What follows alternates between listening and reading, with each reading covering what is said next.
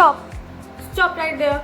Put down the pastel colored romance and step away from the thriller that literally everyone and their mothers have already posted on their Instagram story. Look, I love a fun read as much as the next guy, but some of you all are out there eating fast food every night and your brain is getting sluggish. So you are reading the same three tropes in a trench coat over and over again. So today I am taking your pretty good books and giving you the absolute units that actually do it better. Welcome to episode 4 of Book Talk with Devanshi. Let's start. First up, let's talk about the I Think I'm Deep update. If you like The Midnight Library by Matt Haig, you need to read Recursion by Blake Crouch instead. Look, The Midnight Library is fine, but it's basically a live, laugh, love sign in a bookmark. Too hallmark for my taste.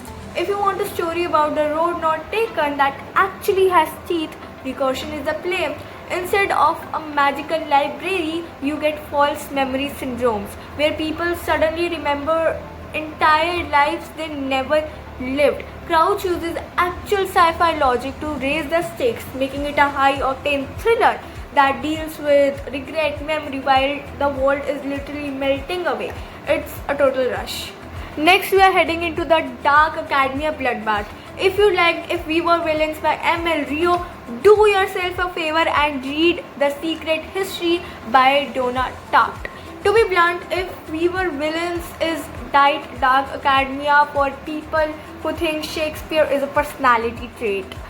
You need to go to the GOAT.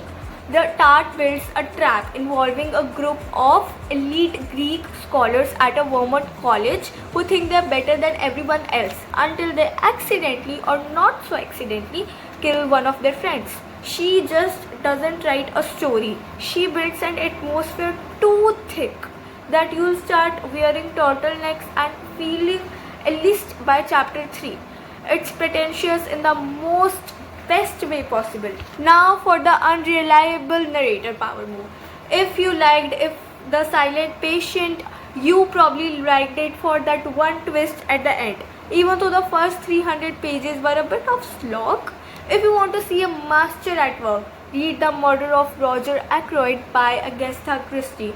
This book was written in 1926 and it still has a better twist than 99% of the modern thrillers. It's not just about the shock factor. It's about how Christie plays with the medium of storytelling. It's the original. Wait, they can't do that moment in literature. Don't Google it, just read it. Finally, for the brutal world-building fans who love The Hunger Games or Red Rising, it's time to graduate to The Blood Itself by Joy Abercrombie. If you think Katniss had it rough, you aren't ready for Lodging Nine Fingers. This is trademark fantasy at its peak.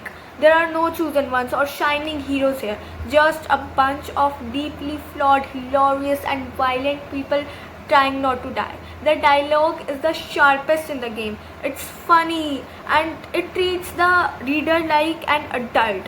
It's basically the show Succession but with more battle axes.